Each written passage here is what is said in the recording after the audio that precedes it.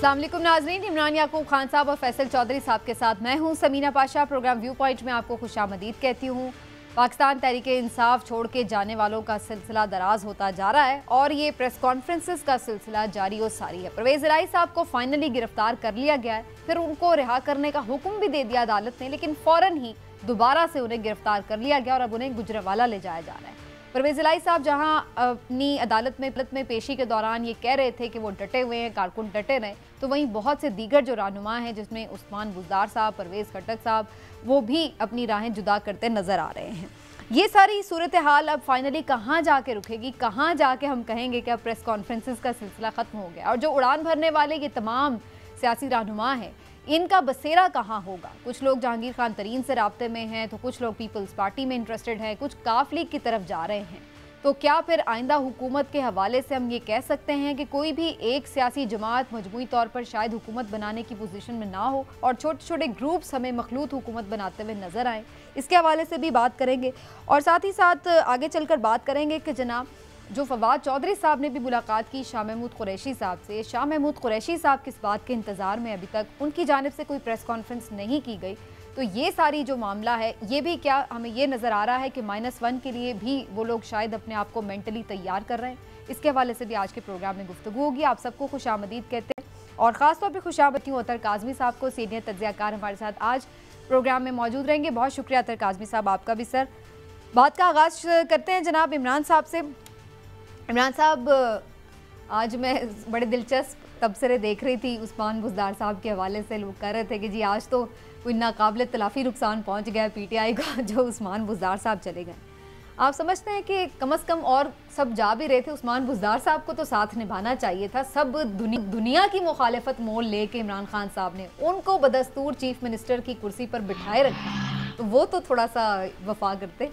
बिस्मिल्लाहिर्रहमानिर्रहीम। समीना, देखिए, गुजारिश ये है कि उस्मान बुज़दार साहब को क्या चाहिए था और क्या नहीं, इस पे बात तो बड़ी होगी, लेकिन मैं ज़ाती तौर पर समझता हूँ कि उस्मान बुज़दार साहब ने अगर यही गंद गोलना था तो फिर बहुत पहले ये फ़ैसला कर लेना चाहिए था। उसकी बुनियादी वजह है कि अगर देखा जाए तो PTI आज जिस जगह पे खड़ी है, जो मामलात हैं, वो शायद किसी से ढके छुपे नहीं है कि उसमें मरकज़ी किरदार और बुनियादी वजह उस्मान बुज़दार साहब ही। वो कहते हैं बड़ी देर कर दी मेहरबान आते आते, तो बुज़दार साहब अगर वक्त में ये फ़ैसला कर लेते तो शायद आज ये हालत ना होती। बल्कि अक्सर लोगों का तो ख्याल ये कि एस्टैब्लिशमेंट से के ताल्लुकात बुनियादी तौर पे ख़राब ही इस बात पे होना चाहिए। वो खुद भी ये बात कहते हैं। नहीं, बिल्कुल ऐसी बात है कि एस्टैब्लिशमेंट के साथ जो PTI के मामलात हैं उनकी ख़राबी की बुनियादी वजह और जड़ उस्मान बुज़दार साहब थे।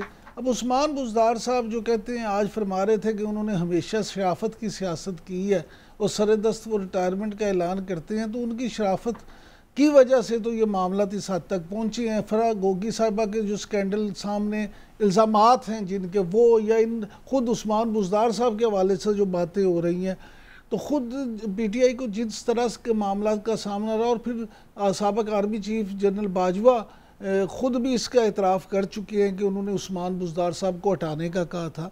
तो ये सारी चीज़ें हैं जो ये आपके सामने हैं। मैं समझता हूँ कि उस्मान बुज़दार साहब अगर थोड़ा सा भी इखलाकियात का दामन पकड़ते तो शायद आज वो ये ऐलान ना करते, लेकिन वो कुछ लोग ये कह रहे हैं कि जो बंदा वैसे ही छुप के जाके कोयटा बैठा हुआ था, उससे आप क्या उम्मीद कर सकते हैं, उन्होंने ये प्रेस कॉन्फ्रेंस ही करनी थी। तो ये सारी चीज़ें हैं, जो बहुत सारी चीज़ें यूँ भी जो पिछले 14 माह की पूरी एक तहरीक चल रही थी PTI की, उसमें कहीं पे भी वो हमें एहतजाजों में या लॉन्ग मार्चेस में उस तरह से बहुत कोई नज़र नहीं आए फ्रंट के ऊपर। लेकिन बहरहाल थोड़ा काज़मी साहब का भी इस पर तज्जिया लेते हैं।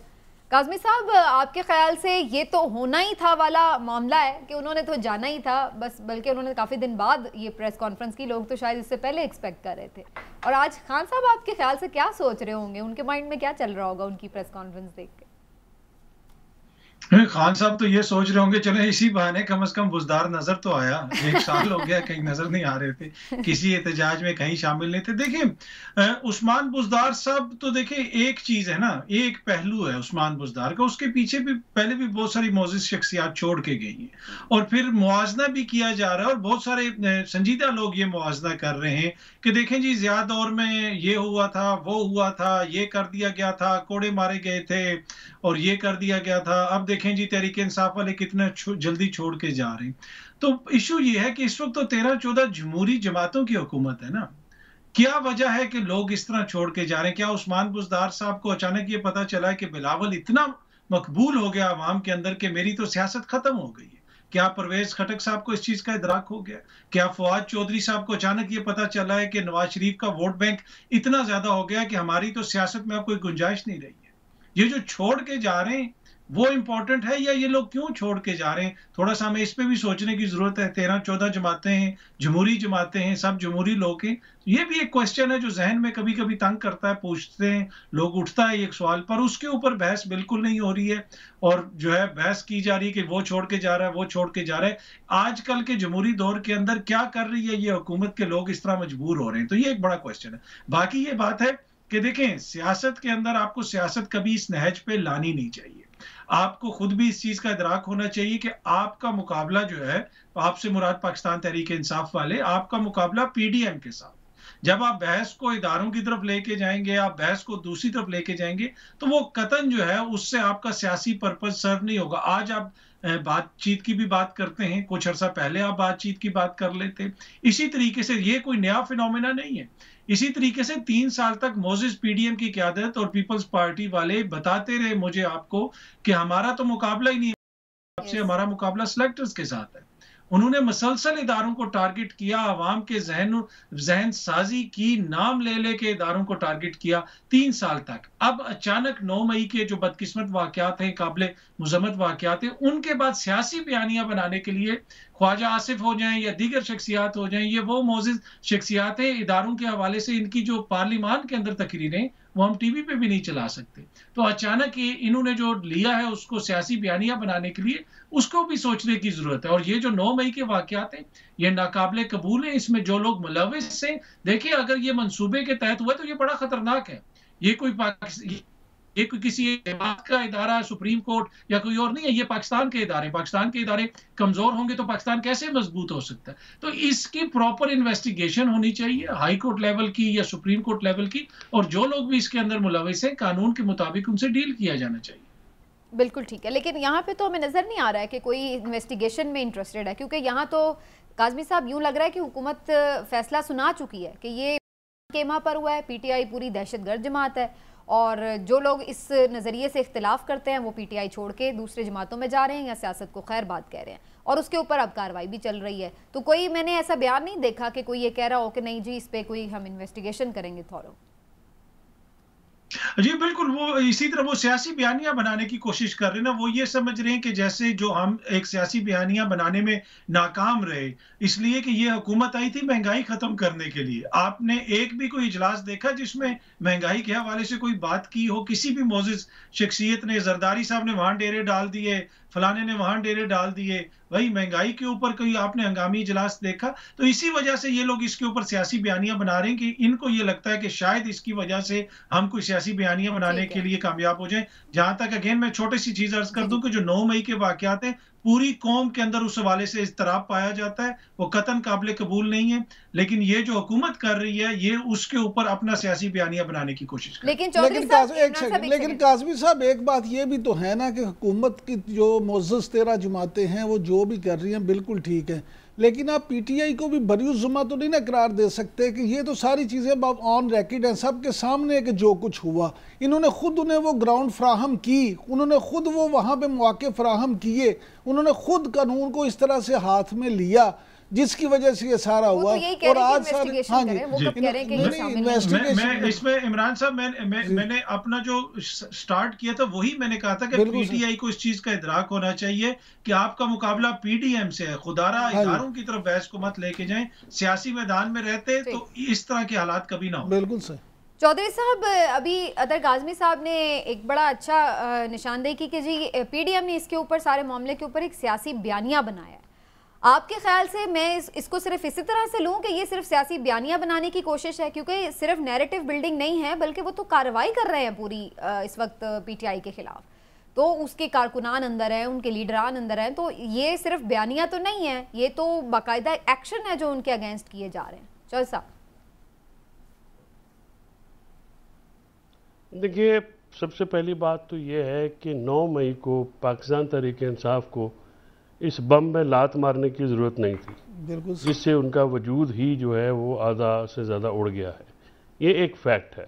पीडीएम के पास जो सियासी मुखालफीन होते हैं, मौके की तलाश होती है, मौके की मुनासबत से उनके पास कोई और बयानिया नहीं है और वो इसको टारगेट कर रहे हैं। और इसमें नवाज़ लीग जो है वो सर फहरिस्त है। पंजाब में जो लोग इसके रिस्पॉन्सिबल हैं उनको तो बिल्कुल करार वाकई सज़ा मिलनी चाहिए और इंसाफ होना चाहिए और इंसाफ होता हुआ नज़र भी आना चाहिए। ये बहुत ज़रूरी बात है, इससे कोई दूसरी राय नहीं ली जा सकती। लेकिन उसकी आड़ में जिस तरह से पाकिस्तान तहरीक इंसाफ को टारगेट किया गया वो भी एक अपनी जगह पे बहुत ही अफसोसनाक अमल है। यानी उन ज़िलों के लोगों में से भी लोग उठाए गए, जेलों में भेजे गए, जिनका उन तनसीबात पे या उन जगहों के ऊपर कोई लेना देना नहीं था, सिर्फ सियासी बुनियादों पर उठाए गए। कोई एक्टिवेशन नहीं, कोई मौके पे मौजूदगी नहीं, कोई जियो फेंसिंग नहीं। तो ये टारगेट तो पाकिस्तान तहरीक इंसाफ हुई है। क्या इससे पाकिस्तान तहरीक इंसाफ ख़त्म हो जाएगी? जवाब है नहीं। पीपल्स पार्टी ख़त्म हुई थी, कोड़े मारे गए थे ज़ियाउल हक साहब ने, जमात ख़त्म हुई नहीं होगी। नवाज शरीफ साहब को एग्जाइल कर दिया गया 2 दफ़ा, ठीक है, वो अपना एक दफ़ा सेल्फ एग्जाइल में चले गए हैं, पहली दफ़ा एग्जाइल करे गए, नून लीग ख़त्म हुई नहीं।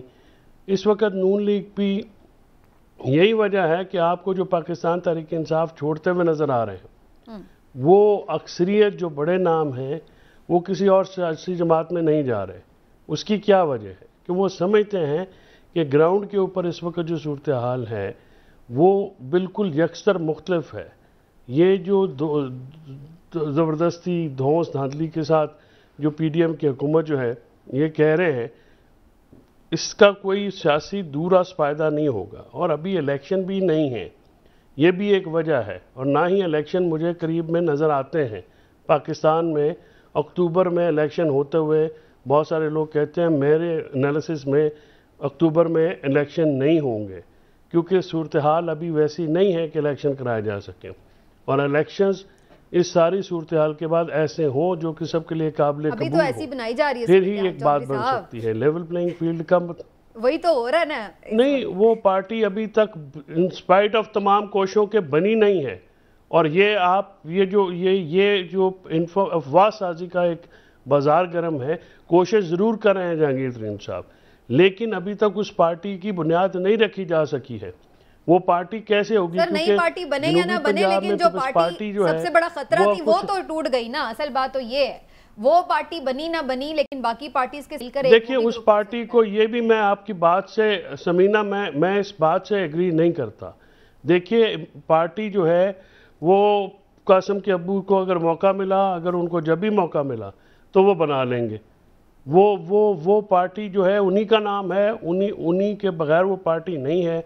उनका जो मामला है, पार्टियां जो जिस तरह की पाकिस्तान तहरीक इंसाफ की ग्रास रूट बहुत बड़ा अगर है ना चौधरी साहब, मैं आपकी बात से इत्तेफाक करती हूँ, लेकिन सर इसमें बहुत बड़ा अगर है ना कि अगर उन्हें मौका मिला, अब देखना तो ये कि पहले हमें ये देखना होगा कि उनके फ्यूचर का क्या तायुन होता है। मैं इस पे आती हूँ दोबारा, ये बात अब ये आप बात जो दूसरा इसमें ज़िमनी सवाल ये जरूर आप कीजिए कि अगर ये नहीं मौका मिलता तो फिर पाकिस्तान तहरीक इंसाफ कैसे कायम रह सकती है, तो इसका फिर मैं आपको कोई जवाब भी दूंगा। सबकी राय लेती हूँ, ये इंटरेस्टिंग डिबेट है, इसके ऊपर हम बात करते हैं। लेकिन मुझे थोड़ा सा, चूंकि अभी बात हो रही गिरफ्तारियों और उसके हवाले से पार्टी छोड़ के जाने वालों से, चौधरी परवेज इलाही साहब ने आज बड़ी इंपॉर्टेंट बातचीत की है जो अदालत में मुख्तसर सी, तो वो तो बड़े डटे हुए नजर आ रहे हैं। लेकिन इमरान साहब अगेन ये भी उनका डट जाना हम देखेंगे कि 4-5 दफ़ा जब मुतअद्दिद बार गिरफ्तारी होगी तो 5वीं 6वीं गिरफ्तारी पे वो भी फिर सरेंडर कर ही देंगे। नहीं, देखिए मुझे ये लगता है कि चौधरी परवेज़ इलाही साहब और चौधरी मुनस इलाही साहब ये फैसला कर चुके हैं कि उनका मुस्तकबिल अब पीटीआई में। काफ लीग जो है उसमें वो अब जा नहीं सकते, इख्तलाफात इतने शदीद हो चुके हैं कि अब वो वापस उसमें जाना उनके लिए करीब नामुमकिन है। नून लीग जो है उसमें उनकी जगह नहीं बनती। वो सियासत भी तो छोड़ सकते हैं ना, मेरी गुजारिश तो सुने ना, पीपल्स पार्टी जो है उसके साथ जरदारी साहब को ये है कि इन्होंने हमारे से बिट्रे किया था, इसलिए जरदारी साहब तो किसी तौर भी जरदारी साहब के लिए वो काबिल कबूल नहीं। लिहाजा अगर उन्होंने सियासत करना है तो सियासत उनकी बचती है सिर्फ पाकिस्तान तहरीक इंसाफ में। अब आपका सवाल कि वो सियासत छोड़ सकते हैं, तो मेरी बात आप लिख के रख लें कि वो सियासत नहीं छोड़ेंगे। उसकी तो वैसे किसी ने भी नहीं छोड़ी। देखिए उसकी वजह चौधरी साहब भी हमें 5वें दिन एक्टिव नजर आ गए। उसकी वजह ये है कि उनका ओढ़ना बिछोना जो है ये सियासत ही है, वो नहीं छोड़ सकते। और अगर आज वो सियासत छोड़ेंगे तो उस सियासत छोड़ने का उनसे ज़्यादा नुकसान उनके साहबजादे मुनस लाई को होगा, और मुनस लाई साहब की वजह से तो उन्होंने ये सारे काम किए हैं। लिहाजा मैं नहीं ये समझता कि वो सियासत छोड़ें। अलबत्ता ये ज़रूर है कि आज उन्होंने जो पैगाम दिया है, जो गुफ्तगू की है, उसमें उन्होंने यही साबित करने की कोशिश की है कि आप फिक्र ना करें, पीटीआई का सदर हूं मैं, और पीटीआई के सदर के तौर पे मैं अपनी पूरी जो है पार्टी के वर्कर्स उनको ये मैसेज दे रहा हूं कि तगड़े रहना, कोई गल नहीं, हम हक और सच पे हैं। यानी उन्होंने ये जो अभी चौधरी साहब जो बात कर रहे थे, एक चीज़ को समझने कि उन्होंने अल्टरनेट क़यादत के तौर पर भी आज अपने आप को पेश किया कि कोई ऐसी बात नहीं। और मैं समझता हूँ कि चौधरी परवेज़ इलाही साहब जो हैं वो पार्टी चला भी सकते हैं, लेकिन क्या असद उमर साहब, परवेज़ खटक साहब, फवाद चौधरी साहब और ये सारी जो बारी शख्सियात हैं, शाह महमूद कुरैशी साहब, ये क्या चौधरी परवेज़ इलाही साहब को उसमें कबूल करेंगे? ये बड़ा फवाद चौधरी तो अब छोड़ गए ना पार्टी, अब असद उमर साहब ओहदे से फिलहाल अलहदा हुए हैं। लेकिन अब अच्छा, आपका ये जो आखिरी ले लें, ये आपका ख्याल है कि फवाद चौधरी साहब पार्टी छोड़ गए हैं? पार्टी विद इन पार्टी एक नई पार्टी पे भी काम हो रहा है, और बहुत सारे लोग जो फिलहाल सरे दस्त छोड़ के गए हैं ना, वो अभी आप ये ना समझे कि उन्होंने फिर जो विद इन पार्टी है ना, वो वही पार्टी होगी जिसपे फिर बानी पीटीआई का जो है ना हाथ होगा। अगर कोई अपने तौर पर विदन पार्टी बना रहा है तो फिर वो एक अलग पार्टी ही होगी। लेकिन मैं इस पे आती हूँ, मुझे थोड़ा सा अतर काज़मी साहब का भी लेना है मौके इस पे। अतर काज़मी साहब, बहुत सारे लोगों की एक थेरी है कि शाह महमूद कुरैशी हो या परवेज़ इलाही साहब हो, ये वो लोग हैं जो इसलिए भी नहीं छोड़ रहे पार्टी, और थोड़ी सी मुसीबत भी अगर है तो बर्दाश्त भी कर लेंगे, कि उन्हें ये नज़र आ रहा है कि अगर -1 हुआ तो उस सूरत में ऑटोमेटिकली पार्टी तो उन्हीं की झोली में आ गिरेगी। तो उन्हें क्या ज़रूरत है जो एक मकबूलियत का वोट बैंक है उसको बिला वजह नाराज करें, तो वो कहेंगे कि चलो ठीक है, वो खुद ब खुद उनके हाथ में आ जाए। तो डू यू थिंक कि ये एक वजह हो सकती है कि ये लोग मौजूद रहें फिर भी, क्योंकि इनके ऊपर तो सबसे ज्यादा सस्पेक्ट था कि ये जल्दी चले जाएंगे? देखिए, ऑब्वियसली बहुत सारी थियरीज इस वक्त जो है ना मार्केट के अंदर हैं, ये एक वजह हो सकती है। लेकिन मसला ये है कि पाकिस्तान तहरीके इंसाफ का जो वोट बैंक है, वो का वोट बैंक है। ये नहीं होगा कि अगर आप को माइनस कर देंगे और कोई पाकिस्तान तहरीके इंसाफ के अंदर रहेगा और वोट बैंक उसकी तरफ चला जाएगा, ऐसा नहीं होगा। जिसको सब कहेंगे कि जनाब ये है मेरा वोटर या फिर ये है मेरा सपोर्टर और ये आपको वोट देगा, तो वो उसी को वोट देंगे। यही तो मेरा मतलब है ना सर, क्योंकि सब ये कह चुके हैं ना कि अगर मैं नाअहल होता हूँ या जेल चला जाता हूँ तो शाह महमूद कुरैशी पार्टी को लीड करेंगे। तो फिर शाह महमूद कुरैशी को ज़रूरत क्या है पार्टी छोड़ने की? अगर उन्हें ये नज़र आ भी रहा हो कि इमरान खान हो सकता है आगे नाअहल हो जाएं, जेल चले जाएं, तो पार्टी का वोट बैंक, इमरान खान का वोट बैंक समेत उसको उन्हें मिल जाए। देखिए, जिस तरह मैंने पहले भी अर्ज की कि ये एक थ्योरी हो सकती है, लेकिन एंड ऑफ द डे देखिए काफी अरसे से वो पाकिस्तान तहरीके इंसाफ के अंदर है, मुश्किल वक्त के अंदर खड़े हुए हैं, बहुत सारी मुश्किलात का वो सामना कर रहे हैं। तो फिर तो यही होता है ना जमातों के अंदर, जो जमात के साथ खड़ा रहे। अब दिलों के हाल तो हम नहीं जानते, लेकिन मौके के ऊपर जो आपके साथ खड़ा है, मुश्किलें झेल रहा है, तो फिर अवाम के अंदर भी उसके तरफ से, जिसे आप कह सकते हैं एक तरह से नरम गोशा पैदा होता है। तो मेरे ख्याल में इस वक्त खान साहब जिसको मुनासिब समझेंगे वो यही कहेंगे। तो एक ये बात आपकी बिल्कुल मुनासिब है, लेकिन दूसरे उसके साथ साथ ये भी है ना कि देखिए, अगर जो लोग छोड़ के भी जा रहे हैं वो क्यों कह रहे हैं कि हम सियासत से अलहदा हो जाएंगे, वो ये क्यों कह रहे हैं? मैं आपको इंफॉर्मेशन की मैं आपको इंफॉर्मेशन की बुनियाद पे कह रहा हूं कि जो तरीन साहब या मुख्तलिफ लोगों के साथ हालिया दिनों में पाकिस्तान तहरीके इंसाफ के छोड़ने वाले लोगों को राब्ता किया गया और आगे से उन्होंने ये कहा कि यार हम तो अपना हल्का नहीं जीत सकेंगे, तरीन साहब तो अपना हल्का नहीं जीत सकते। तरीन साहब कोई नेल्सन मंडेला तो नहीं है ना कि साउथ पंजाब उनके पीछे आ जाएगा। वो मतलब वो वैसे तो बड़ी अहल शख्सियत है, बड़ी उनकी बिजनेस एम्पायर है वो, मतलब उस लिहाज से तो इलेक्शन के इंतखाबी सियासत से वो नायल है, लेकिन अदरवाइज वो बड़े जबरदस्त पॉलिटिकल मैनेजर है। लेकिन ये जो लोग छोड़ के नहीं जा रहे ना, उसकी बड़ी वजह भी ये है कि इनको भी पता है कि इस वक्त अवाम ने वोट तो पीटीआई को देना है। क्या बिलावल मकबूल हो गया या मियां साहब मकबूल हो गए अचानक, ऐसी चीज तो हमें ग्राउंड पे कोई नजर नहीं आ रही। लेकिन जो ये बात अभी चौधरी साहब करते, मैं एक पॉइंट लूं, क्योंकि इसमें बहुत बड़ा अगर है ना कि ये सब तो अगर तब होगा ना जब हम देखेंगे कि -1 हो जाता है। आपको -1 बिल्कुल कोई अभी इस महीने या अगले महीने तक करीब करीब कुछ नजर आ रहा है? वो इमरान साहब का भी सवाल ले लें, आजकल वैसे ही जो है माइनस करने की कोशिश होती है हर जगह। मैंने इधर भी दबाया हुआ है उन्हें फुल टाइम। नहीं आप चौधरी साहब से पहले पूछ जी, आप कर ले बात आतिर काज़मी साहब, फिर मैं उनका भी सवाल ले लेती हूँ। नहीं, आप पूछें चौधरी साहब से जो आपने क्वेश्चन किया। सर मैंने तो आपसे सवाल पूछा है। अच्छा, आप मुझसे सवाल पूछा, आप काइंडली अपना सवाल जरा रिपीट कर दें। मैंने कहा जैसे हम बात कर रहे थे कि ये सब तो तब होगा जब साहब को अगर माइनस कर दिया जाता है, नाअहल हो जाते हैं, सजा हो जाती है, तो फिर आगे तयन होगा कि अब पीटीआई जो ओरिजिनल वाली पीटीआई थी उसका क्या बना। तो आप इस तरह ये सब चीज़ें अगले एक आध महीने में ही होते हुआ देख रहे हैं कि इस पे वाजे आपको नज़र क्या आ रहा है? क्योंकि बहुत सारे सीनियर सहाफ़ी तो ये खबरें दे रहे हैं कि ये तो अब पता नहीं आपको कि उनके साथ होने क्या वाला है।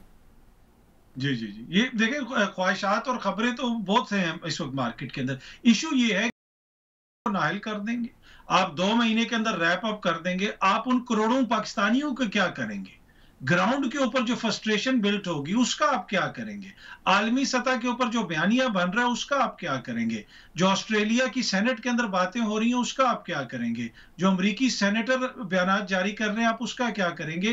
देखिए, पाकिस्तान की बहुत सारी चीजें इस वक्त आलमी सतह से लिंक हैं मुख्तलिफ ममालिक के साथ। तो मेरे ख्याल में इस तरीके से आप वक्ती हल तो निकाल देंगे जी कि इमरान खान को हम माइनस कर देंगे, लेकिन अगर आबादी के एक बड़े हिस्से को आप सियासी तौर पे बिल्कुल साइडलाइन कर देंगे तो क्या उसके दूर रस नताइज जो है वो बेहतर निकलेंगे पाकिस्तान के लिए? ये भी एक सोचने की जरूरत है।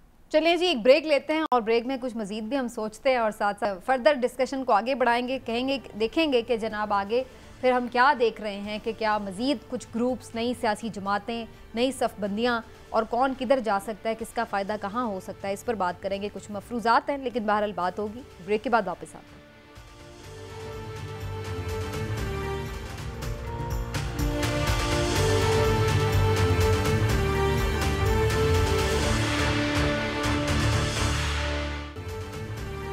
जी वेलकम बैक। और बड़ी दिलचस्प गुफ्तगू हो रही है सियासी मंजरनामे के हवाले से। डिस्कशन को आगे बढ़ाते हुए चलेंगे चौधरी साहब की तरफ। चौधरी साहब, बहुत सारे जो लोग पीटीआई छोड़ के जा रहे हैं, जहांगीर खान तरीन साहब से भी राब्ते में हैं, कुछ लोग ये भी सोच रहे हैं कि पीपल्स पार्टी में शामिल हुआ जाए, जरदारी साहब ने भी डेरे डाले हुए हैं।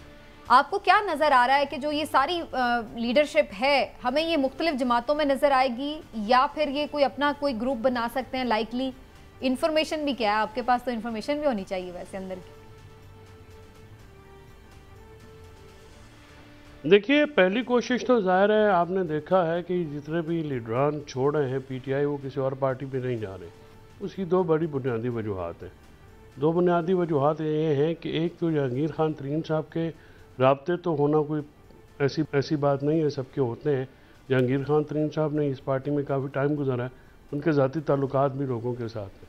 लेकिन जो जहांगीर खान तरीन साहब पार्टी बनाना चाहते हैं उसकी कुछ जो बुनियादी सियासी असास है, ये जो सवाल है वो बड़ा इम्पॉर्टेंट है। पहली बात तो यह है कि जो जहांगीर खान तरीन साहब जो ग्रुप बनाएंगे वो ग्रुप को वो इंतखाबी सियासत में कहाँ पे सेटल करेंगे, क्योंकि साउथ पंजाब में तो जरदारी साहब जो हैं वो अपने बढ़ा रहे हैं, वस्ती और अपर पंजाब में जो अल्टरनेट है वो नून लीग की एक है ऑप्शन है जो, लेकिन नून लीग ने भी उनको ये नहीं दिया है ऐसा कोई इशारा। और नवाज शरीफ क्यों अपनी सीटें जो हैं वो छोड़ेंगे किसी तीसरे ग्रुप के लिए जो कि उन्हीं के खिलाफ प्रेशर ग्रुप बनेगा, या पीपल्स पार्टी क्यों सीटें छोड़ेगी जो कि उन्हीं के खिलाफ प्रेशर ग्रुप बनेगा। तीसरी बात जो सबसे इम्पॉर्टेंट बात यह है कि जहांगीर खान तरीन साहब या चौधरी शुजात साहब ये अपने नाम पे वोट नहीं ले सकते हैं दूसरे हलकों में या इवन अपने हलकों में भी। वोट बैंक इस वक्त, और उसके अलावा पास में कोई दूसरी पार्टी अगर कोई आती है तो वो भी कोई इतनी अट्रैक्शन नहीं है। तो मेरा जो ज़ाती एनालिसिस भी है वो ये है कि मैंने आपको पिछले हफ्ते भी कहा था प्रोग्राम में कि हम ख्याल ग्रुप नून तहरीक इंसाफ में, तहरीक इंसाफ के जो इस वक्त लोग जो कि छोड़े हैं उनमें से बन सकता है। और फिर वो जो है सियासत जो है वो जाहिर है उसका वो क्या अपना एक अंडरस्टैंडिंग बनती है। आपका अगले 2 महीनों में मामलात कहाँ पे पड़ते हैं, अदालतों में, सियासत में, वो भी बड़े इंपॉर्टेंट होंगे। उसमें भी तहरीक-ए-इंसाफ की एक अंदर से सियासत ने जन्म लेना है। तो मेरा ये ख्याल है कि ये लोग कोशिश करेंगे कि सबसे पहले तहरीक-ए-इंसाफ को इंटैक्ट रखा जाए किसी तरीके से, ताकि वो जो उनका वोट बैंक है वो इंटैक्ट रहे और वो जो एक तीसरी जमात के तौर पे पीटीआई उभरी है वो बरकरार है।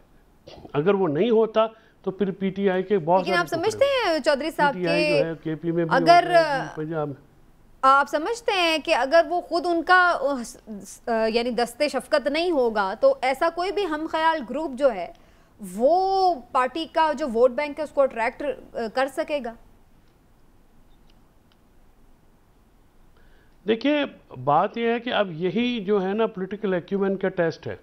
पहले टेस्ट में तो फ्रैंकली स्पीकिंग के जो पॉपुलैरिटी है उसको कनेक्ट नहीं कर सकी तहरीक-ए-इंसाफ इलेक्टोरल पॉलिटिक्स के साथ। एक पॉपुलर होना एक दूसरा एलिमेंट है, उसको फिर कन्वर्ट करना इलेक्टोरल सक्सेस में पाकिस्तान जैसे मुल्कों में, वहाँ पे ये एक बड़ा इम्तिहान होता है। अब ये इम्तिहान बिल्कुल खान साहब का ऊपर होगा कि वो क्या पार्टी को अपने इंटैक्ट रख सकते हैं, नहीं रख सकते हैं। जो आप बात कह रही हैं इसको बिल्कुल नज़रअंदाज नहीं किया जा सकता, बल्कि हो सकता है कि यही बुनियाद हो। पाकिस्तान में ऐसे तजर्बे वैसे पीछे हुए हैं। आपको याद हो कि अमीन फ़हीम साहब की ज़ेर क़यादत भी, और या नवाज शरीफ बाहर गए तो शहबाज शरीफ की, तो ऐसी चीज़ें जो हैं वो हुई हैं। अब ये पॉलिटिकल एक्यूमेन या पॉलिटिकल टेस्ट ज़रूर होगा कि क्या तहरीक-ए-इंसाफ जो है उसको इंटैक्ट रखा जा सकता है, नहीं रखा जा सकता। इस वक्त जो सूरत हाल है उसमें क्या, और अगर ये हो जाती है तो पाकिस्तान में फिर जो थर्ड फोर्स है वो बरकरार रह सकती है। क्या वो रहेगी या नहीं रहेगी ये वक्त बताएगा। मियां साहब आपका क्या ख्याल है कि अब आपको नज़र आ रहा है कि पीएमएलएन सेंट्रल पंजाब में, साउथ पंजाब में जहांगीर खान तरीन साहब की पार्टी, पीपल्स पार्टी सिंध में, और कुछ ज़ाहिर साउथ पंजाब में भी ये वो, तो इस तरह हमें ऐसा लग रहा है कि छोटी छोटी मुख्तलिफ हमें नज़र आएंगी डिविजन्स और वहाँ पर मुख्तलिफ पार्टीज़ होंगी और इस तरह से हमें नज़र आएगा, या फिर आपको लगता है कि पीटीआई जो है वो अपना आगे कन्वर्ट कर पाएगी, इंटैक्ट रख पाएगी वोटर, जिस तरह से भी चौधरी साहब? देखिए समीना, मुझे नहीं लगता कि पीटीआई जो है अपना वोटर इंटैक्ट रख सके। उसकी बुनियादी वजह है कि जो आप बात कर रही हैं ना कि ये इधर ये इधर, ये ऐसे ही है कि जैसे कल इलेक्शन होने जा रहे हैं। मैं चौधरी फैसल साहब की इस बात से 100% मुत्तफिक हूँ कि मुझे खुद ज़ाती तौर पर, हो सकता है मेरा एनालिसिस गलत हो, लेकिन मुझे ज़ाती तौर पे कोई 1.5-2 साल इलेक्शन नज़र नहीं आ रहा। अच्छा। पहली बात तो ये है। दूसरी बात ये है कि अगर तो इलेक्शन फौरी हो जाते हैं तो उसमें शायद जो ये आप लोग बातें कर रहे हैं वो ठीक साबित हो जाएं, लेकिन अगर इलेक्शन नहीं होते तो आप एक बात को सोचें कि जिस वोट बैंक की बार बार बात करते हैं वो उस शख्स ने खुद को रियासत से बालादस्त समझा था। उसने ये समझा कि शायद मैं एक सुपरमैन बन गया और मेरे बाद तो कुछ नहीं है, मैं इशारा करूंगा तो सब मेरे पीछे लग जाएंगे, मैं जिसको चाहूँगा नेस्तो नबूद कर दूंगा, मैं जो करूंगा मेरे कहा सब लोग मानेंगे। वो टैबू अब उस तरह से नहीं रहा। अब जब उनको सज़ाएं हो जाएंगी, जब ये मामला तो होंगे, जब मिलिट्री कोर्ट्स में चीज़ें चल रही हैं, देखें बातें करना यहाँ ठंडे कमरों में बैठ के बड़ा आसान होता है। जो लोग बेचारे जेलें भुगतते हैं ना, जिन लोगों को मुकदमात का सामना रहता है, जिनको हर तीसरे दिन पेशी पे जाना पड़ता है, वो फिर अपनी जान छुड़वाते हैं। ये जो जितने लोग हमारे सियासी रहनुमा ये जो अब ऐलान कर रहे हैं ना कि जिस हम सरेदस्त सियासत छोड़ रहे हैं, या ये भी सब अपनी अपनी सियासत बचाने में लगे हुए हैं। इनको ये पता है कि अगर हम उसी खंबे के साथ लगे रहेंगे तो फिर साढ़े तो भी बड़ी सख्ती है। दूसरी बात ये, इनको ये पता है कि जनाब हमारे लिए जो मसाइल हैं वो कैसे हल होंगे। इन्होंने अब पीपल्स पार्टी और नून लीग को ये इसलिए नहीं छोड़ रहे कि इन्हें ये ज्वाइन कर रहे कि इन्हें ये है कि जी हमारा बनेगा क्या। इन्हें ये पता है कि उधर से भी हमें अगर टिकट ना मिला तो फिर हमारा क्या बनेगा। यहाँ पे बड़ी अजीब सी खिचड़ी बनी। और याद रखें, जब तक ये सारी फिजा जो है ना, सारी धूल बैठ नहीं जाएगी, उस वक्त तक इलेक्शन नहीं होंगे। जो मामलात हैं ये सारे आप देखेंगे, ये सारे मामलात किसी तरफ बैठेंगे, फिर उसके बाद इलेक्शन की बात। लेकिन काज़मी साहब, अगर हम जनरली देखें कि ये सफ़बंदियाँ, ये ग्रुपिंग्स, ये हमें उस वक्त नज़र आती हैं जब इलेक्शंस जो होते हैं वो करीब होते हैं। फिर हम देख रहे हैं कि माशी महाज पर भी कुछ ना कुछ कोशिश की जा रही है कि चीज़ों को बेहतर कम अज़ कम दिखाया ज़रूर जाए। पेट्रोलियम मसनूआत की कीमतों में कमी हुई है, या डॉलर कल हमने देखा कि थोड़ा नीचे आया, आज फिर खैर खबरें हैं कि ऊपर चला गया। तो ये सारी, इससे भी लोग ये तासुर लगा रहे हैं कि शायद इलेक्शंस करवाने का है मूड अक्टूबर में हुकूमत का, इसलिए हमें नई सफबंदियां नज़र आ रही हैं कि फौरी इस तरफ जो लोग जो है वो अपना अपना फ्यूचर डिसाइड कर रहे हैं। तो आप कब इलेक्शन होता देख रहे हैं? देखिए, हुकूमत तो बार बार ये कह रही है कि अक्टूबर में हम इलेक्शंस करवाएंगे, और जिस तरीके से अभी हालिया 2 सूबों के अंदर इलेक्शंस नहीं करवाए गए, तो पहले ही आलमी सतह के ऊपर भी हुकूमत से क्वेश्चंस हो रहे हैं कि आइन और कानून के मुताबिक आपने इलेक्शंस नहीं करवाए। और जो कुछ अभी हो रहा है, जिस तरह अमीन फ़हीम साहब आए, अचानक उन्होंने पार्टी की क़यादत संभाली, जब मियां साहब बाहर चले गए थे, पीछे दीगर मोअज़्ज़िज़ जो शख्सियात हैं वो निज़ाम संभालते रहे, लेकिन वो कोई जमहूरी दौर नहीं था, वो एक मार्शल्ला का दौर था, एक तरह से फौजी हुकूमतें थी, और उससे पहले आप ज़िया दौर में चले जाएं। इस वक्त जो है पाकिस्तान के अंदर 13-14 जमहूरी जमातों की हुकूमत है, वो ये चीज़ों को किस तरीके से मैनेज करेंगे, ये एक बहुत बड़ा क्वेश्चन होगा। अब ये है कि सितंबर में, अक्टूबर में कहीं पे कोई चेंजेस हो जाएं और वहां से कोई कानूनी रिलीफ मिल जाए तो वो एक अलग बहस है, लेकिन इशू अगेन वही होगा। देखें, जिस तरह जो है ना कि इश्क का जुनून और शऊर का जिन, ये बहुत तंग करता है। जब आप एक दफा अवाम को थोड़ा सा शऊर दे देते हैं ना, आजकल के दौर के अंदर अवाम समझती है, देखती है, एकदम से उसके लिए टर्न लेना, ये सियासतदानों के लिए तो आसान होगा, उन्होंने अपनी अपनी सियासत बचानी है, वो इस तरफ जा सकते हैं, उस तरफ जा सकते हैं, लेकिन अवाम जो है वो एकदम से अपना एक मौकिफ तब्दील नहीं करेगी। ये आप लिख के रख लें, और इसका इशू बनेगा। अब 2 साल आप इंतखाबात नहीं करवाएंगे तो 2 साल के अंदर क्या? मैं एक सवाल जनाब से करना चाहता हूँ कि क्या इस जमहूरी पीडीएम की हुकूमत ने वो काम नहीं किए जो कि कभी भी मार्शल्ला में भी नहीं हुए थे? क्या इस हुकूमत में तमाम रिकॉर्ड तोड़ नहीं दिए गए लाकानूनियत, फस्तायत और इंसानी हकूक़ की खिलाफ वर्जी के? मैं 100% आपसे एग्री करता हूँ, और यही मेरा पॉइंट था कि आज तक हमने कभी ऐसी कोई जमहूरियत देखी है। अब इसके अंदर सोने पे सुहागा ये होगा कि बिल्कुल ही वो इलेक्शंस भी ना करवाएं, और मुख्तलिफ चीज़ों को देखें। जिस तरह आपके जहन में ये सवाल आया, होता ये है कि हर कोई अपनी नज़र से चीज़ देखता है और उसके जहन में वो क्वेश्चन आता है। और पाकिस्तान के अंदर इस वक्त जो है ना, हम 2 इंतहाओं पे हैं। एक, कुछ लोग कुछ सोच रहे हैं, दूसरी तरफ कुछ लोग सोच रहे हैं। अगर आप एक छोटी सी जुडिशल मिसाल ही ले लें कि पिछले दिनों मोअज़्ज़िज़ जस्टिस जनाब बाबर सत्तार साहब की अदालत में एक ऑडियो का मसला आया, तो उनके जहन में ये क्वेश्चन आ गया और उन्होंने अदालत में उठा दिया कि भाई ये रिकॉर्ड कौन करता है। दूसरी तरफ मोअज़्ज़िज़ जस्टिस जनाब काजी फायज ईसा साहब इतनी ज्यादा ऑडियोज का मुशाहिदा करते रहे, स्क्रिप्ट भी जारी किया, लेकिन उनके जहन में ये क्वेश्चन नहीं आया कि जनाब ये ऑडियो रिकॉर्ड कौन करता है। तो ये होता है ना कि किसके जहन में क्या बात आए, किस वक्त क्या क्वेश्चन आए। तो इस वक्त भी जो है ना, ये सबको सोचने की जरूरत है कि आपने जो इस सारे अमल के अंदर अवाम को कहाँ रखना है। अगर अवाम के एक बड़े हिस्से आप देख रहे हैं इलेक्शन इससे साइड, मेरे ख्याल में मुझे लगता है कि इलेक्शन करवाने पड़ेंगे किसी ना किसी शक्ल में, और उसी के लिए ये सारी तगदो हो रही है कि बिल्कुल डिसमेंटल किया जाए और फौरन किया जाए, जो है ना, बिल्कुल जनाब लूट सेल लगाई जाए और लोगों को इधर उधर शिफ्ट किया जाए।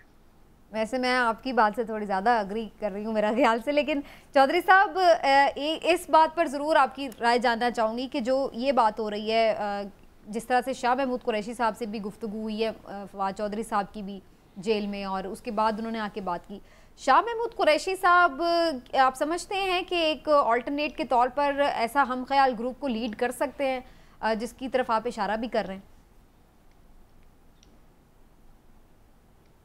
नहीं, शाह महमूद कुरैशी साहब को तो क्योंकि खुद नॉमिनेट किया है कि उनकी एब्सेंस में वो करेंगे, तो शाह महमूद कुरैशी साहब सीनियर पीटीआई में ज़ाहिर वाइस चेयरमैन हैं उनकी, और वो दूसरी बात है वो सियासी आदमी है। ये आप उनकी सियासत को तो ज़ाहिर समझते हैं, लोग सियासत से एग्री करें ना करें, उनमें ये जो पोटेंशियल तो है कि वो किसी भी ग्रुप को लीड कर सकते हैं। साहब ने अगर उनको नॉमिनेट किया तो कुछ देख भाल के किया था। नॉमिनेट तो खैर उन्होंने परवेज़ खटक साहब को भी किया था, लेकिन परवेज़ खटक साहब तो सियासत से दस्तबरदार हो गए रात को। तो शाह महमूद कुरैशी साहब जो है उनमें ये एबिलिटी तो है कि वो लीड कर सकें पीटीआई के उस ग्रुप को जो कि मामलात को चलाने के लिए, क्योंकि खान साहब ने खुद उनको नॉमिनेट किया, तो उस सूरत में तो उनकी पोजीशन, तो बाकी लोग भी उनको ज्वाइन कर सकते हैं, दैट मींस जो छोड़ के गए, काबिल कबूल है सबके लिए। जी बिल्कुल कर सकते हैं, क्यों नहीं कर सकते। देखिए वो तो देखिए पीटीआई जो है उसमें उसकी जो पॉपुलैरिटी है, दो के उनके वो सारी की वजह से है, इसमें कोई दूसरी शक की बात नहीं है। लेकिन चूंकि वो नॉमिनेशन में उनकी तरफ से है तो वो फिर भी एक सॉफ्ट कॉर्नर होगा। ठीक, राइट। बस मुझे एक ब्रेक की तरफ जाना है, लेकिन उससे पहले मैं काफी सवाल इमरान साहब से जरूर कर लूं कि इस सारे मंजरनामे में इमरान साहब ये भी एक खबर शामिल रही इस वीक में बड़ी इंपॉर्टेंट कि जो वो नजरसानी का लॉ था वो भी साइन हो गया है रिव्यू पिटिशन के लिए। तो सब इस बात पर बात कर रहे हैं कि नवाज शरीफ साहब के लिए रास्ता खुल गया है कि वो नाअहली को अपनी जो है वो अहलियत में बदल सकते हैं। अब आपको लग रहा है नवाज शरीफ साहब की वापसी करीब है? देखिए, मैं ज़ाती तौर पे तो ये समझता हूँ कि नवाज शरीफ साहब जो है, मैं हमेशा इस प्रोग्राम में भी आपसे कहता हूँ कि इलेक्शन से पहले नहीं आएंगे। जब उन्हें इस बात का पूरा यकीन हो जाएगा कि अब बिल्कुल इलेक्शन होने वाले हैं, फिर वो आएंगे, ये चाहे रास्ता खुले या बंद हो। कुछ लोग तो ये भी कहते हैं कि रास्ता इसलिए खोला गया है कि वो भी आ जाएं और साथ जहांगीर तरीन साहब की भी नाअहली ख़त्म हो जाए। कुछ लोग ये कहते हैं कि जो कुछ लोग मज़ीद नाअहल होने जा रहे हैं उनके लिए भी ये रास्ता खुला है कि फिर सब के लिए जो है ना, सदर साहब ने दस्तखत भी कर दिए। हाँ, इसलिए कर दिए, अलवी साहब ने दस्तखत के सब के लिए फिर एक सा हो जाए। और जो मुतालबा भी है मरीम नवाज साहबा का कि लेवल प्लेइंग फील्ड होनी चाहिए, तो वो सब के लिए हो जाए और फिर सब अपना जो है ना हंसी खुशी अवाम को बेवकूफ़ बनाते रहे। यहाँ पे अलमिया ये है कि सब लोग लेकिन इस लॉ के तहत कैसे होंगे? ये लॉ तो एप्लीकेबल ही नहीं है उनके ऊपर। जो साहब यही बात है ना, इस पे तो अभी मुख्तलिफ जो माहिरीन वज़ीर कानून तो वैसे कह रहे हैं कि वो कर सकते हैं उस पे। मुख्तलिफ जो माहिरीन कानून है वो मुख्तलिफ। वज़ीर कानून ने रात को कुछ कहा, दिन को कुछ कहा, तो केड़ी गल ते एतबार करिए। जय साहब असि तो हमेशा ताड़ी गल ते एतबार फिर अदालत को जाके देखेंगे कि अदालत कैसे देखती है। चलिए जी, एक ब्रेक लेते हैं, ब्रेक से वापस आते हैं, फर्दर कुछ बातचीत करेंगे, कुछ बात करेंगे जी तुर्की के इलेक्शन के हवाले से भी। वहाँ पे भी बड़ी इंटरेस्टिंग देखा है हमने, रिजल्ट्स आए हैं और तैयब उर्दवान साहब दोबारा कामयाब हो गए हैं, तो उसके हवाले से भी कुछ जायजा लेंगे। एक छोटे से ब्रेक के बाद वापस आते हैं।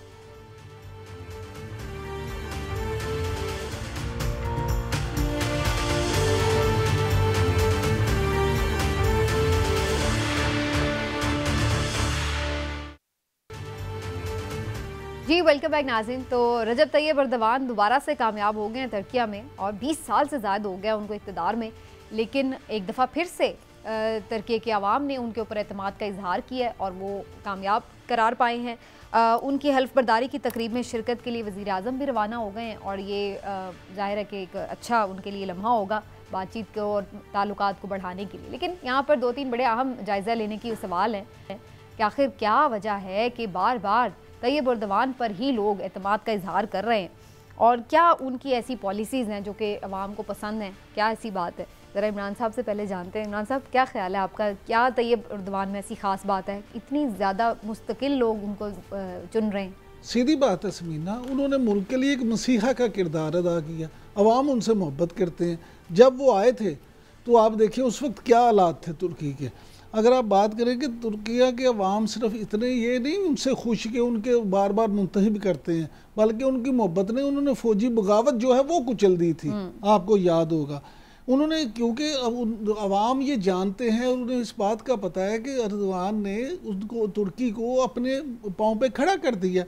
थोड़ा सा मैं आपको बता दूं कि आज दुनिया की 20 जो बड़ी मीशत हैं उनमें तुर्की का शुमार है। G20 का वो है। सालाना आमदनी उनकी 10 साल पहले जो तुर्की में थी, सालाना आमदन फ़ीकस जो थी वो $3500 थी।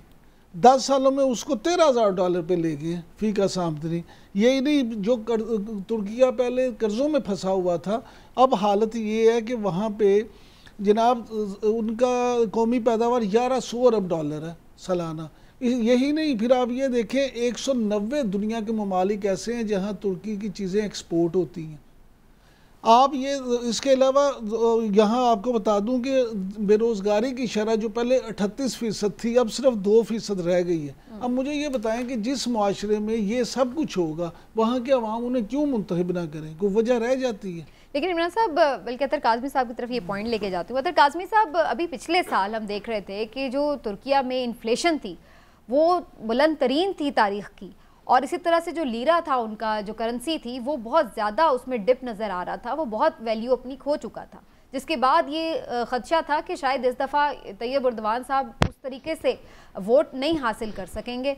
और फिर हमने देखा कि उन्हें इस दफ़ा काफ़ी क्लोज टफ़ कंपटीशन मिला और फिर बाद में दूसरे मरहले में वो कामयाब हुए। तो आप समझते हैं कि एक बेशक इन्फ्लेशन वगैरह अपनी जगह, लेकिन कुछ और भी वजूहात हो सकती हैं कि लोग उनको फिर मुंतखब करते हैं और फिर कंटिन्यूटी जो उनकी तसलसल में उन्होंने अपनी चीज़ों को इम्प्लीमेंट किया, उसके लिए एक वक्त चाहिए था, वो वक्त भी उन्हें मिला। देखिए, एक तो ये लेसन है हमारे सियासतदानों के लिए भी। आपने सियासतदान बनना है तो सियासत के अंदर उर्दगान बने, उर्तगल ना बने। ठीक है, सियासत लड़ाई झगड़े से नहीं होती, काम से होती है। जिसने अभी खूबसूरत बात कर दी तक आदमी साहब, आपने आज कमाल कर दिया। कूजे में बंद कर दिया समंदर। तो इसमें इशू ये है कि देखिए, तैयब उर्दगान साहब ने डिलीवर किया, ऑल्दो कि इस वक्त उनकी मेजॉरिटी उस तरह नहीं रही। देखिए, कोई शख्स मसलसल इक्तदार में हो तो वैसे ही अवाम के अंदर एक रिजेंटमेंट आहिस्ता आहिस्ता आती है, अवाम उकताती भी है। ये दुनिया भर में, अमेरिका जैसे मुल्क के अंदर भी 2 टर्म से ज्यादा कोई बर्दाश्त नहीं करता, लेकिन यहाँ पे फिर भी अवाम ने उनको दोबारा वोट दिया। और उसकी वजह क्या है? देखिए, उसकी वजह ये है कि तैयब उर्दगान साहब ने आके सीधा अपनी अवाम को टैंकों के सामने नहीं खड़ा कर दिया था, उन्होंने पहले डिलीवर किया था। उन्होंने जो वहां पे हेल्थ रिफॉर्म्स की, जो कुछ रिफॉर्म्स की, वो हमारे सामने। हमारा इशू ये है कि हमारे सियासतदान जो है वो बहस को सियासी मैदान में रखते नहीं है, वो कभी इधर लेके जाते हैं, कभी उधर लेके जाते हैं। परफॉर्म करते नहीं है, वो बयानी ही बनाते हैं, परफॉर्म करते नहीं है। मिसाल के तौर पर एस्टेब्लिशमेंट ने ये कर दिया, एस्टेब्लिशमेंट ने वो कर दिया। क्या जो पाकिस्तान के अंदर थानों का निजाम है, आज जिस पंजाब पुलिस के हवाले से खान साहब कंप्लेन करते हैं, उस्मान बुज़दार ने उस पंजाब पुलिस को बेहतर करने के लिए क्या किया था? क्या कोई रिफॉर्म्स की थी? क्यों कुछ किया नहीं था? और आप ये कहते क्या रोका हुआ था? आपको एस्टेब्लिशमेंट ने रोका था कि आप पटवार ठीक ना करें, या आप थाना कल्चर ठीक ना करें, या आप जुडिशरी का सिस्टम ठीक ना करें? ये आप इल्जाम तराशी तो करते रहते हैं, लेकिन ग्राउंड के ऊपर उस तरह चीजें पाकिस्तान में डिलीवर नहीं होती। बाकी दूसरा लेसन ये है कि देखें, जो डेमोक्रेसी होती है उसके अंदर वहां पे एक बड़ा जलजला आया, बड़े पैमाने पे तबाही हुई। जो ओपिनियन पोल्स आ रहे थे, जो वहां पे रिपोर्ट्स आ रही थी, वो ये थी कि हो सकता है कि उर्दगान हार जाएं, लेकिन उन्होंने कहा फिर भी इस जलजले के बावजूद, हजारों हलाकतों के बावजूद, इलेक्शंस हम टाइम पे करवाएंगे। ये भी एक हमारे सियासतदानों के लिए एक ये भी लेसन है, चाहे कोई भी सियासतदान हो। मैं यहाँ पे किसी पार्टी के हवाले से बात नहीं कर रहा। खान साहब ने भी अपने दौर के अंदर बल्दियाती इंतखाबात रोके रखे। अब ये जो मौजूद हुक्मरान हैं, ये अपने मकसद के लिए इंतखाबात को रोकने की कोशिश कर रहे हैं। तो इसमें हम सब के लिए लेसन है, हम सबको सीखना चाहिए। और एंड ऑफ द डे देखें, इसमें जो कुछ भी होता है उसका नतीजा क्या निकलता है? उसका नतीजा ये निकलता है कि मुल्क ऊपर जाता है। जो भी फिगर्स आपको इमरान साहब ने बताए, ये एस्टोनिशिंग फिगर्स हैं जो तुर्की ने अचीव की हैं। ये किस तरह अचीव की? एक तसलसल से और जमहूरी अमल के जरिए। तो हम सबको भी सोचने की जरूरत है। आज आपने इतनी खूबसूरत बात कर दी, प्रोग्राम में दिल कर रहा है वहीं पे क्लोज कर दूं, लेकिन अभी वक्त है तो मैं जरा आगे लेके चलती हूँ डिस्कशन को। चौधरी साहब, ये एक पॉइंट ऑफ व्यू सियासतदानों के समझने की बातें ये अपनी जगह, लेकिन ये भी तो चीज़ देखनी होगी कि तुर्किया भी एक ऐसे वक्त में गुजरा जहाँ पे बार बार फौजी बगावत भी होती थी, मुदाखलत भी होती थी, तख्ते भी उल्टे जाते थे, हुकूमतें गिराई जाती रही हैं। लेकिन फिर उसके बाद तैयब उर्दगान आए और फिर उन्होंने आहिस्ता आहिस्ता आहिस्ता आहिस्ता जो इस्टेब्लिशमेंट का किरदार था उसको ख़त्म किया हुकूमत के निज़ाम से। और फिर हमने देखा कि लोगों ने भी उनका साथ दिया, उन्होंने डिलीवर भी किया, कंटिन्यूटी रही। आप समझते हैं कि ये हम इसको इस मॉडल को फॉलो कर सकते हैं अपने मुल्क में? नहीं, मेरा ख्याल में जो तैयब उर्दगान साहब की ये जो तीसरी तारीखी फतह तो है, इसमें कोई शक की बात नहीं, लेकिन इसमें उनका मार्जिन बहुत रिड्यूस हुआ है। और तुर्की को भी अब ज़रूरत है कि देखिए, जब ज़्यादा लंबे अरसे के लिए एक शख्स जो है वो या एक पार्टी इक़्तिदार में रहती है, तो वो फिर अमेरिका में जब ये हुआ तो ये रिसेंटली 1930s के बाद जो है ये चेंज हुआ, तो उन्होंने 2 टर्म्स पे किया, तो उसकी कोई वजह थी। उसकी वजह यह है कि फिर वो मुल्क के जो निज़ाम है वो एक शख्सियत या पार्टी के इर्द गिर्द गुजरना के गिर्द घूमना शुरू हो जाता है। वो बिल्कुल जो उनकी कारकर्दगी है उस पर कोई दूसरी राय नहीं है। तुर्की जो है वो अभी भी बहुत सारे हवालों से बहुत ज़्यादा कोई आप समझें कि बहुत ही आइडियल मुल्क है, वो नहीं है।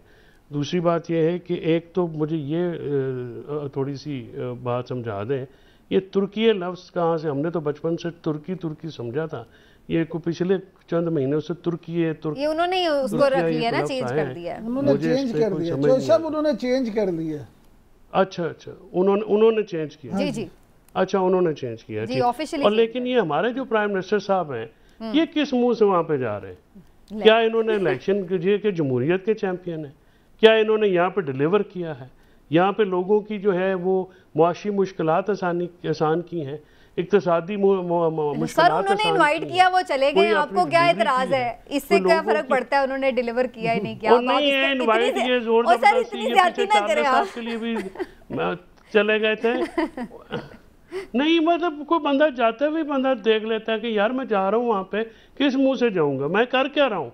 इस मुल्क में इलेक्शन नहीं करा रहे आप, इस मुल्क की इक़्तिसादी हालत आपने तबाह कर दी है, लोगों को अपना रोटी खाने के लिए पैसे नहीं है, इलाज के लिए दवाई नहीं है, मतलब हर चीज जो है वो आपने तो सर अब आप चाह रहे हैं कि सिफारती तौर पे भी तन्हा हो जाएं? चलें ये सारी चीजें अपनी जगह ठीक है आपकी तनकीद, लेकिन बात ये कि आप क्या सिफारती तौर पे भी तन्हा हो जाए, कहीं आना जाना ही छोड़ दें? पैसा नहीं दे रहा आपको, IMF वाले कह रहे हैं कि आप दोस्त मुल्क से गारंटी ले दें, वो आपको दे कोई नहीं रहा।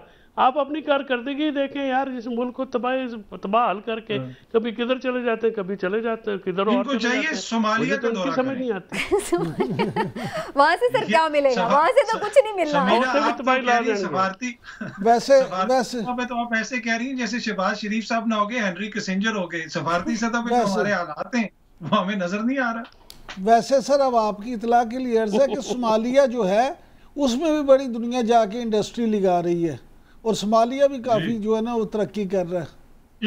ये इसलिए मैंने अर्ज की कि वहां पे जाके देखें, शायद कोई सीख ले। लेकिन इमरान साहब ये जो अभी बात कर रहे थे चौधरी साहब, आपके नजदीक इस पे कोई वो है कि नहीं जाना चाहिए क्या? अगर कोई इनवाइट करता है तो नहीं, मैं माफी चाहता हूँ, बसद एहतराम चौधरी साहब से जान की अमान पाऊँ तो अर्ज करूँ कि ये जाती मुखालफत में तो बात हो सकती है, लेकिन देखें गुजारिश ये कि वज़ीर आज़म के तौर पे उन्हें जाना चाहिए। बिल्कुल आपको दूसरे अपने जो ख़ास तौर पे आपका हमसाया मुल्क है, दोस्त ममालिक हैं, राब्ते होने चाहिए और अच्छी बात है। आपको फिर जब अक़वाम मुत्तहिदा में इधर उधर जरूरत पड़ती है तो आप साथ नहीं को खड़ा होता। बिल्कुल ठीक है, चलें जी। ये वैसे भी मुल्क में अगर एक हफ्ते से ज्यादा वो रहें तो उनकी तबीयत भी खराब रहती है, तो जरूरी है, डॉक्टर्स ने भी कहा है सफर जारी रखें। अदर काज़मी साहब, आज मेरा दिल चाह रहा मैं आपकी शागिर्दी में आ जाऊँ, आज आपने बड़ा मुतासिर किया मुझे। आज के प्रोग्राम से यहीं पे ख़त्म करना पड़ेगा जी। तो बहुत शुक्रिया, आप मौजूद रहे, और नाज़रीन इंशाल्लाह कल फिर आपसे मुलाकात करेंगे। अपना ख्याल रखिए, अल्लाह।